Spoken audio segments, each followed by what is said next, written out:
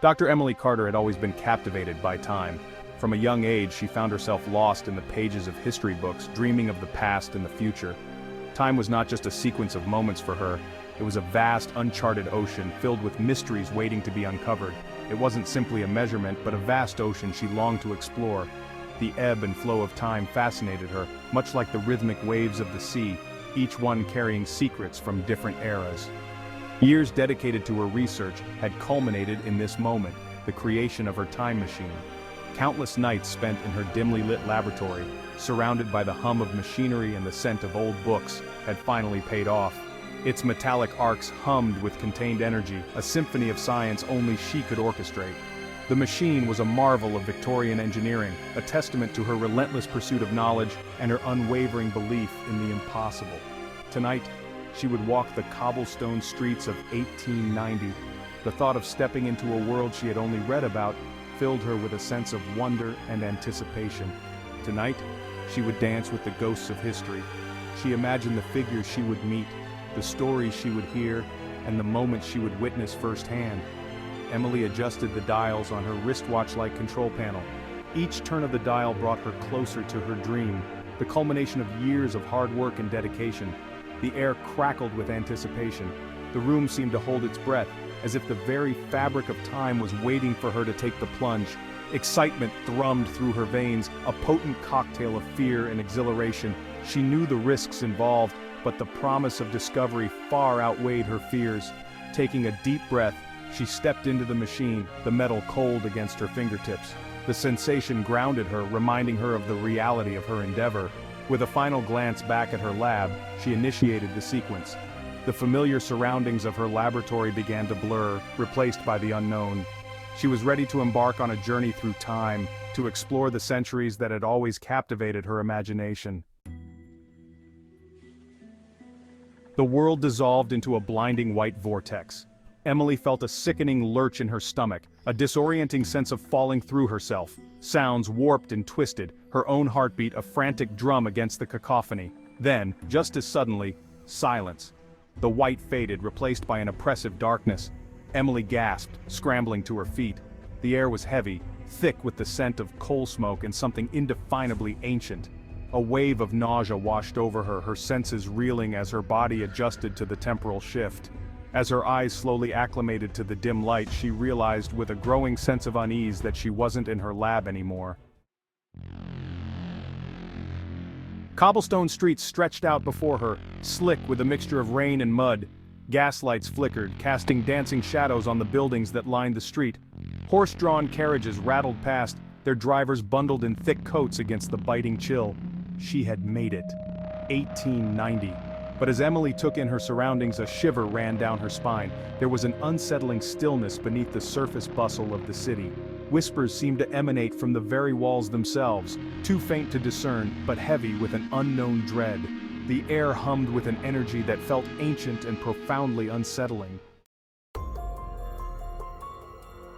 The initial thrill of time travel was quickly turning to ice in Emily's veins. Her attempts to return to her own time were met with a chilling silence from the machine.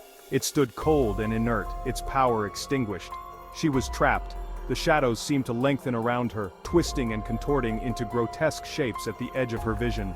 She felt a constant prickling sensation on the back of her neck, the chilling certainty that she was being watched.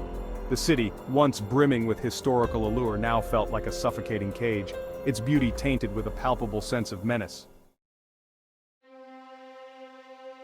Section 5. The Man in the Brass Frames. One evening, as Emily sought refuge in a dimly lit tavern, she noticed him. The tavern was a sanctuary for weary souls, a place where the flickering candlelight and the scent of aged wood offered a brief respite from the harsh world outside. He sat alone in a corner booth, shrouded in shadows. The dim light barely touched him, as if he were a part of the darkness itself, an extension of the tavern's most hidden corners. His gaunt face, framed by a shock of white hair, was as pale as bone. The stark contrast between his hair and his skin made him look almost ghostly, a specter from another time.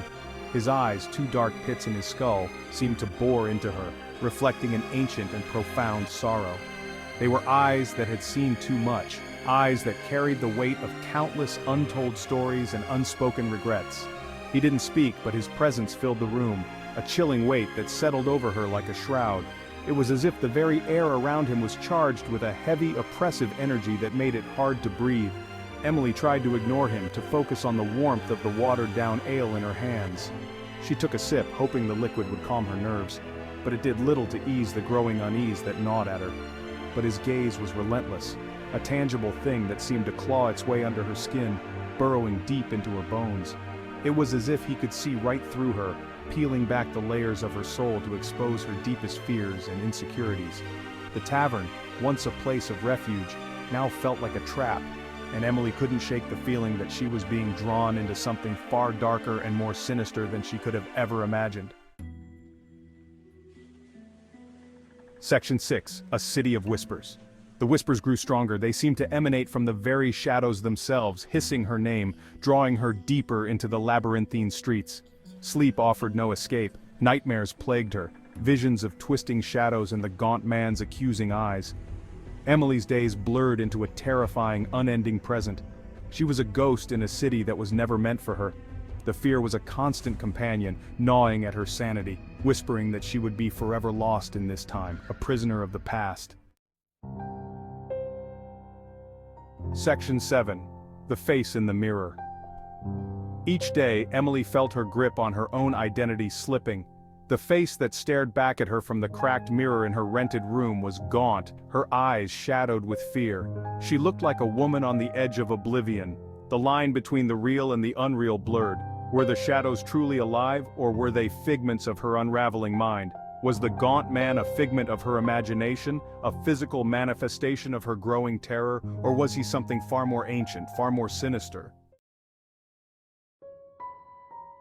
Section 8. The clock stops ticking. Time lost all meaning. Days and nights melted into an unending spiral of fear and despair. She had abandoned all hope of repairing the time machine. It lay dormant in the corner of her room, a mocking reminder of her hubris. Emily was adrift in a sea of time with no anchor, no direction.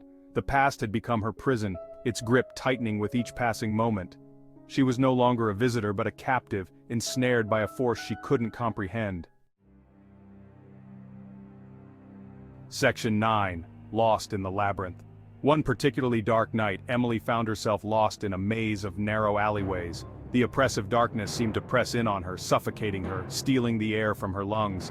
The whispers were deafening now, swirling around her, taunting her, pulling her deeper into the heart of the labyrinth. Panic welled up inside her, threatening to consume her. She ran, her breath catching in her throat, her footsteps echoing on the damp cobblestones. But there was no escape. The alley seemed to stretch on forever, a twisting, turning testament to her impending doom. Section 10. Embraced by shadows. The shadows reached for her, tendrils of darkness snaking out from the walls, cold and clammy against her skin. She thrashed, screamed, but her voice was swallowed by the oppressive silence of the alley. The gaunt man materialized before her, his face a mask of sorrow and something akin to pity. His touch was icy, sending a jolt of fear through her that turned her blood to ice. He leaned closer, his breath a cold whisper against her ear. "This is your time now," he rasped, his voice hollow and ancient. "You are home." Section 11. The Ghosts of Tomorrow. Emily's struggles ceased. The relentless battles she had fought, the endless nights of fear and uncertainty, all seemed to dissolve into the mist around her. The fear that had consumed her for so long simply evaporated, replaced by a strange sense of acceptance. It was as if the weight of the world had been lifted from her shoulders, and she could finally breathe freely. She was no longer Dr. Emily Carter, brilliant scientist, time traveler. The titles and accolades that once defined her seemed meaningless now. She had ventured into the unknown, seeking answers, but had found something far more profound. She was simply another shadow, another whisper in the fabric of time. The alleyways and streets of the Victorian era had become her new home, a place where she could exist without the burdens of her past. As the shadows enveloped her, she thought she saw a flicker of light in the distance, a faint glimmer of her own time. It was a reminder of the world she had left behind, a world that seemed so distant and unreachable now. But it was too late. The past had claimed her, its grip unyielding, its embrace eternal. She had become a part of the very history she had once studied, a living relic of a bygone era. The past had claimed her, its grip unyielding, its embrace eternal. The forces of time had pulled her back, refusing to let her go. She was trapped in a loop, a never-ending cycle of existence in a time that was not her own. Dr. Emily Carter was gone, lost in the annals of time, destined to wander the streets of 1890 forevermore, a ghost of the future trapped in the past. Her story would become a legend, a cautionary tale for those who dared to tamper with the fabric of time. She was a reminder that the past is not a place to be visited lightly, and that the consequences of such journeys can be profound and irreversible.